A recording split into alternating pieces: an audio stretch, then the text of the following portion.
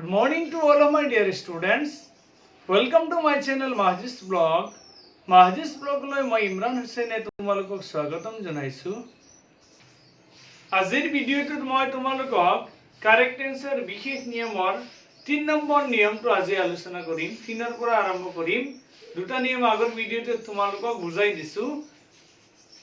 এই correct answer বিশেষ নিয়মৰ 3 নম্বৰ নিয়মটো হৈছে if, as if, it is timed, as though, which, hence past form of the verb.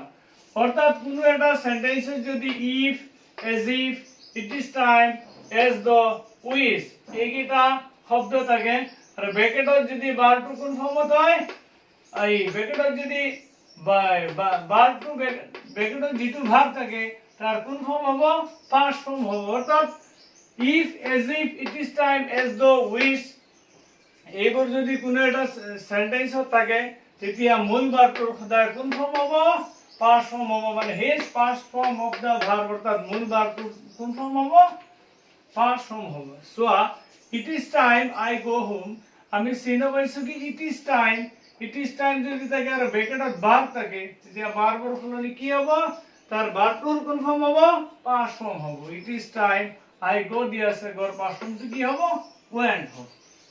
তেনেকৈ he behaves as if he know everything see know আমি পাইছো as if আছে আৰু মূল ভাৰ্বটো ন আছে as if থাকিলে মূল ভাৰ্বৰ কোন ফর্ম হ'ব সদায় পাস্ট ফর্ম হ'ব। ঠিক আছে নর পাস্ট ফর্ম কি নিউ। অর্থাৎ if, as if, it is time, as though, which এইকেইটা যদি কোনো এটা সেন্টেন্সত থাকে তেতিয়া মূল ভাৰ্বৰ সদায় কোন ফর্ম হ'ব পাস্ট ফর্ম হ'ব। গ থাকিলে went হ'ব ন থাকিলে নিউ হ'ব অর্থাৎ মূল ভাৰ্বৰ পাস্ট ফৰ্ম হ'ব। 4 নম্বৰ নিয়মটো হৈছে if, as if, it is time, as though, which আদি কোনো সেন্টেন্সত থাকিলে যদি মূল ভার্বটো বি থাকে তেনেহলে কারেক্ট টেন্স কৰাৰ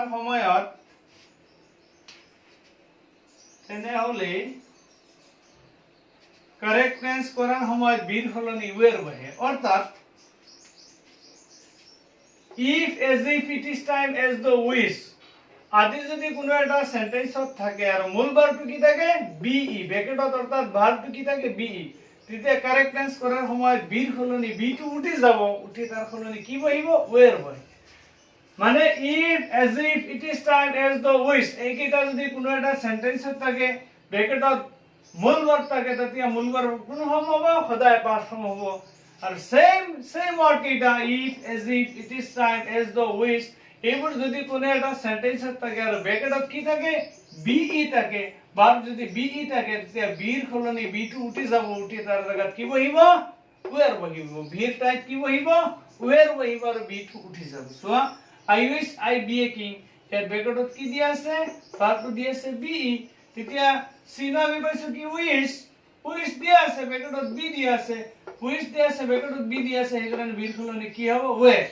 আকৌ যদি কোনো এটা সেন্টেন্সত উইশ দিয়া থাকে আৰু ব্ৰ্যাকেটত বেলেগ কিবা ভাৰ্ব থাকে ধৰিলা ন বি কিবা ভাৰ্ব থাকে তেতিয়া সেই ভাৰ্বৰ কোন ফৰ্ম হ'ব পাস্ট ফৰ্ম হ'ব। if I be the prime minister of India if দিয়া আছে চিন ব্র্যাকেটত দিয়া আছে কি বি থাকিলে বিৰ সলনি অকল ওয়েৰ বহিব। অৰ্থাৎ if, as if, it is time, as though, which 3 number 4 number নিয়ম সেম কিন্তু এইকেইটা চিনৰ কোনো এটা সেন্টেন্সত যদি থাকে আৰু ব্ৰ্যাকেটত কি থাকে মূল ভাৰ্ব থাকে তেতিয়া মূল ভাৰ্বৰ কোন ফৰ্ম হ'ব সদায় পাস্ট ফৰ্ম হ'ব।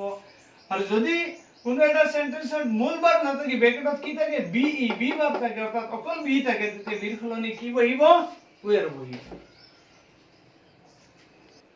এতিয়া মই 5 নম্বৰ নিয়মলৈ আহিছো। 5 নম্বৰ নিয়মটো দিয়া আছে game plus language equal is plus মূল ভাৰ্বৰ past participle form।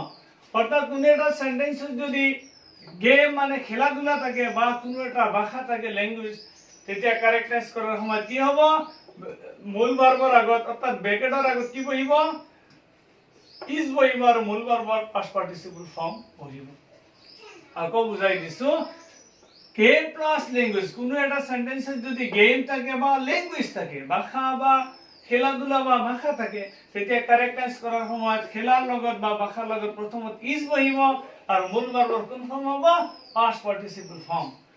Football play everywhere আমি ফুটবল এটা ইয়াত ফুটবল পাইছো ফুটবল এটা কি হয় গেম হয় না নহয় এই কারণে কি হবে কারেক্ট টেন্স করার ক্ষেত্রে একেবারে সহজ প্রথমত আমি গেমটো লিখিলো ফুটবল লগে কি লিখিম ইজ লিখিছো প্লাস মূল verb confirm past participle play past participle played বাকি যেখিনি আছে অবজেক্ট তেনেকুৱা সেম থাকিব হ্যাঁ English speak all over the world English কি এটা ভাষা হয় না নহয় ইংরেজি এটা ভাষা হয় ভাষা যদি তাকে কারেক্ট টেন্স করার সময় কি হবে ভাষার লগত প্রথমত কি বহিব ইজ বহিব প্লাস মূল ভার্ব যেটি ব্র্যাকেটত দিয়া থাকিব তার কনফার্ম বহিব পাস্ট পার্টিসিপল বাকি যেনেকুৱা আছে সেম থাকিব Hindi speak all over India তেতিয়া হিন্দিটো এটা ভাষা ভাষা থাকার কারণে কি হইছে তোমার হিন্দিটো এটা হইছে কি ল্যাঙ্গুয়েজ থাকার কারণে কারেক্ট টেন্স করার সময় কি হবে ল্যাঙ্গুয়েজের লগত প্রথমত ইজ হবে প্লাস মূল ভাৰ্বৰ কনফার্ম ফর্ম হবে পাস্ট পার্টিসিপল ফর্ম ঠিক আছে মানে 5 নম্বর নিয়মটো আমি পাইছো গেম প্লাস ল্যাঙ্গুয়েজ মানে